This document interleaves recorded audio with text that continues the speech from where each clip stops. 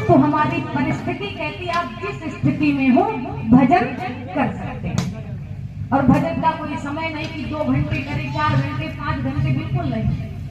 संतगण कहते हैं एक घड़ी आधी घड़ी आधी में आधी तुलसी संगति साधु की हरे को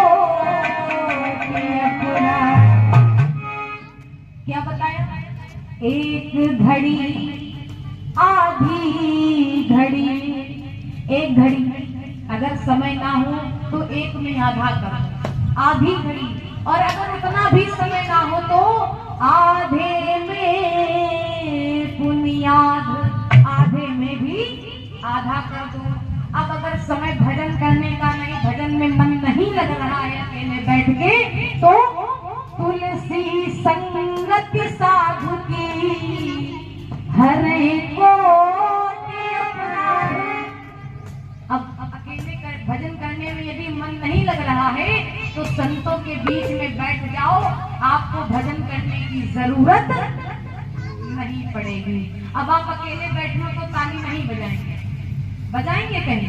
अकेले बैठे होंगे तो भजन नहीं करेंगे। यहाँ इतने सारे लोग बैठे, जबरदस्ती जब 4 बजा रहे हैं तो आप भी बजाओगे जरूर महाराज, है ना? बजाओगे नहीं तो लोग यही कहेंगे भाई देखो सब बजा रहे हैं, ताली ही नहीं बजा रहे। अपराध अर्थात हमारे करोड़ों पाप कट जाए, इतनी शक्ति है संतों के मात्र संग में।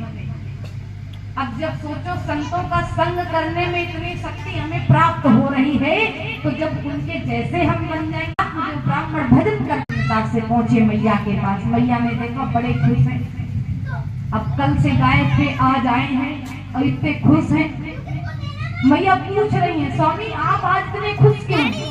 आज मुझे ब्राह्मण कहते हैं देवी फेंक दो उसको, वस्तु की प्रतीक्षा हमें जाने कब से थी, वह वस्तु मुझे प्राप्त हो गई है, और उस वस्तु के द्वारा जो फल मुझे प्राप्त होगा वह और भी आनंददायी होगा। भैया कहने लगी समझ में नहीं आया, कौन सी वस्तु की प्रतीक्षा थी आपको? बोले हम विचार कर रहे थे कोई ऐसा फल मिल जाए, कोई ऐसा मार्ग मिल जाए जिससे हमें संतान की प्राप्ति हो जाए, तो एक फल हमें मिला है। मैया ने जैसे ही संतान प्राप्ति के फल का नाम सुना तो थोड़ा कष्ट हो गया। अब पूछ रही फल किसने दिया, कहाँ है वो फल? तो आत्मदेव ब्राह्मण ने फल निकाला और मैया को दे दिया। कहा देवी जब आप इस फल को ग्रहण करोगी तो आप गर्भ को धारण करोगी और आपकी